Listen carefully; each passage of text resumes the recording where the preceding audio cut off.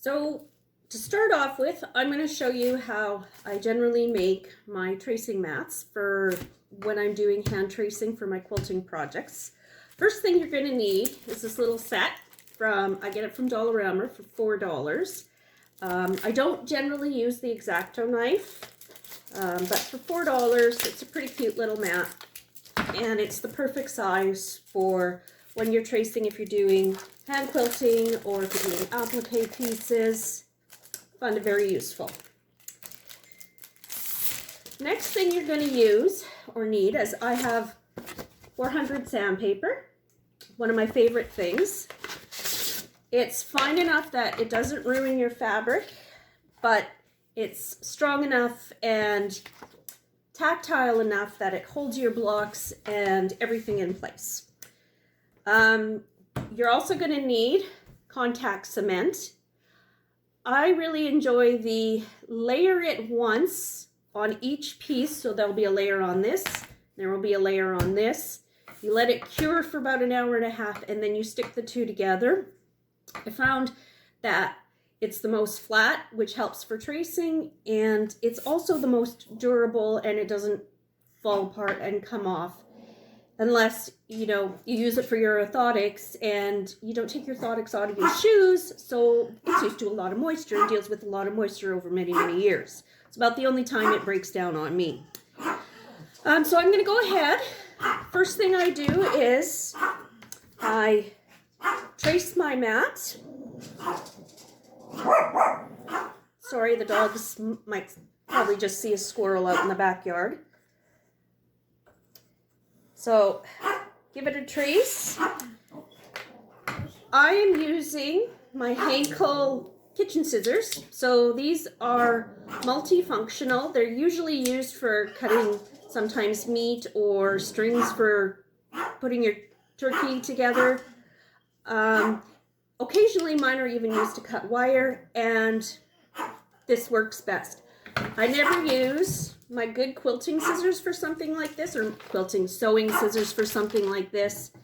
At $45 a pop, these guys just cut fabric.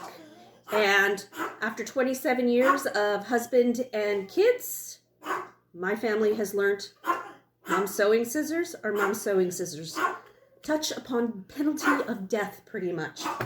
So now that I've traced this, I'm going to go and I'm going to cut it out.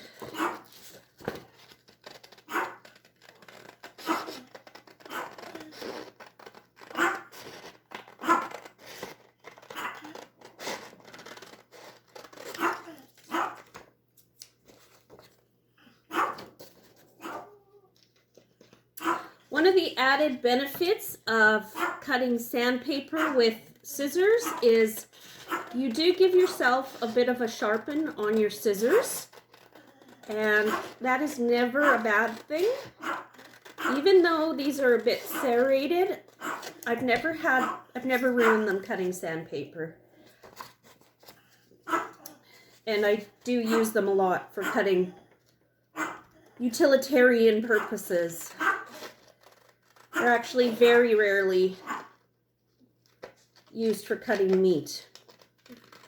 They're just a really good, practical set of scissors. They're also 16 years old at this point, and still work like a charm.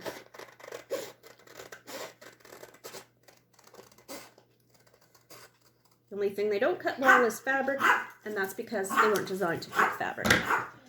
Now, I don't want to muck up my table, so contact cement comes with a brush. So you just liberally apply it.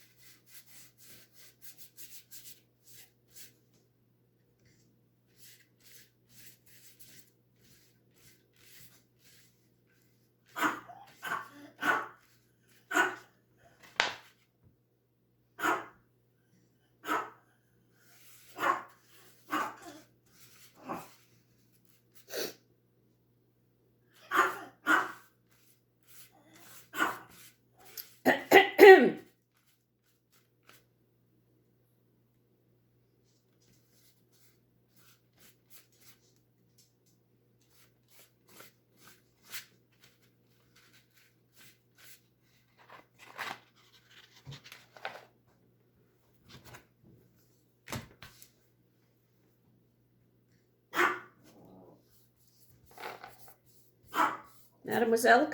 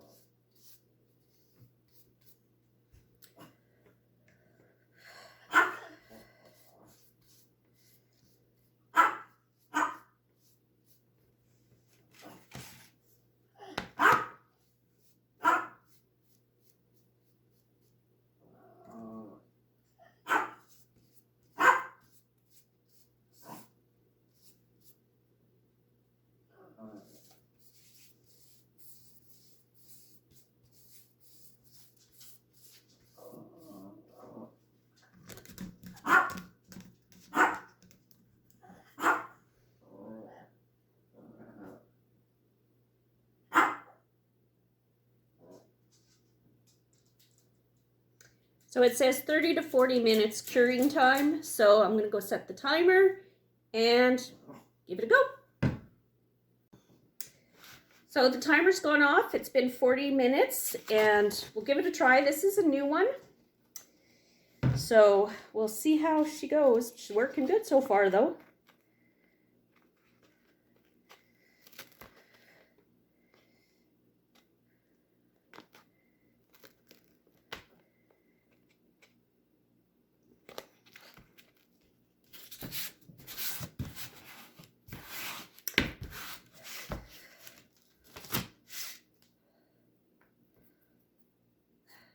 So there you go. Really nice tight fit. Works really, really well. It's nice. It's flat. I don't know if you can see that. Sorry, I'm trying.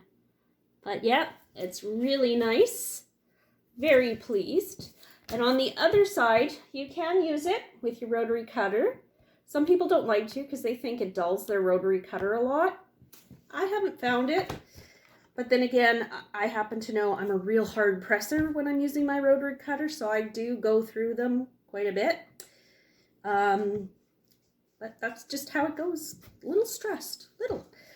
The next thing I'm going to show you is how to find your scant 1/4 inch. I've had my machine maintenance in the last, well, it was just before Christmas.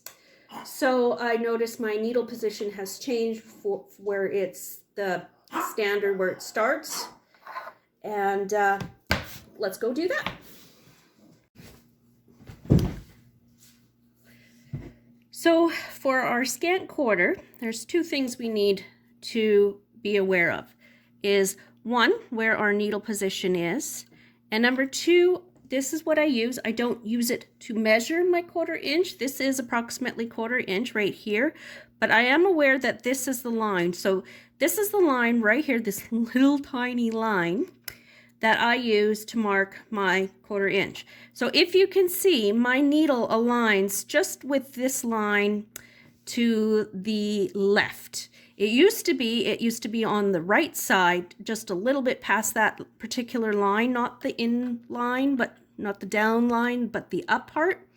So this is why I'm needing to re-reference where my 1/4 inch is.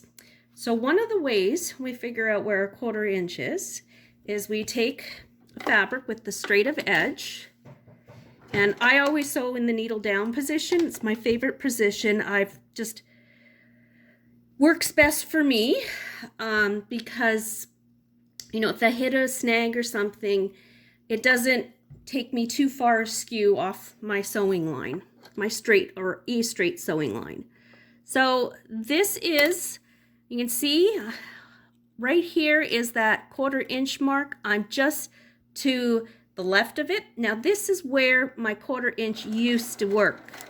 So I'm just slowly trying to keep it straight as I sew. One thing this is about the only negative thing I have to say about my Bernina is that when I do sew, the feed dogs have a horrible tendency to, as you can see, move the fabric both back and forth from side to side instead of just feeding it along. Now, I don't know if that's just me and my machine, or if that is how all Berninas are. So, and as you can see, I do the continuous sewing. I don't necessarily lift my feed dog up and take it out and cut it on the side here, which you can't see, but there's a little hook right here that allows for my threads to get cut. I don't use that. I like to keep just a continuous sew. So I've got maybe 1/4 of an inch spare, and here's my continuous piece. So I just sew this out.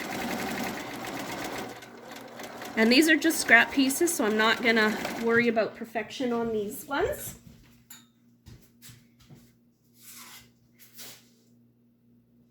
But now that I've got that piece out, I'm going to take it and break it off. I can't find my scissors, so I'm just making do with my stitch ripper.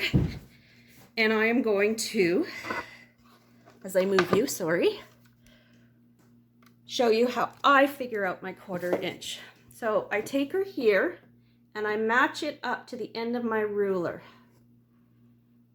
And it's really, really hard to see, but what I want to do is I've got this row here of these white lines, and I want to be just really, really short of those. So here I put it on and I butt the ruler up to my edge, and you can see I'm just short of that 1/4 inch line. So I've moved over just a thread, and I've still got my perfect scant 1/4, because if you take my thumb away, you should just be able to see that scant 1/4 inch. It's hard to do on a not flat surface. I'll try the other way and showing you with the camera removed. So there you can see I am shaky. Sorry, my hands are just shaky. Right on that line, and you can see I am just short of that 1/4 inch mark, and that's where you want to be. That extra, when you go to iron and press your fabric, is going to give you the proper dimensions and measurements for sewing that extra, for sewing your block as precise as you possibly can. You need that little extra bit because you do lose a little bit of the length when you fold over in your ironing, and you also lose a little bit of length because you've got that extra layer of fabric in there, or thread, and that thread adds a little more need for a little bit extra of the fabric. So that's why quilters sew with a scant 1/4 inch, so that everything lines up to the 1/4 inch, or the 1/8 of an inch if that's the way you quilt, because sometimes you do require that, just that 1/8 of an inch more. So anyhow, I hope that explains my scant 1/4 inch. There is a more astute teacher. Her name is Wanda Steiner. I'll put her link to her YouTube's videos in the description below. So feel free to leave any comments, and yeah, thank you.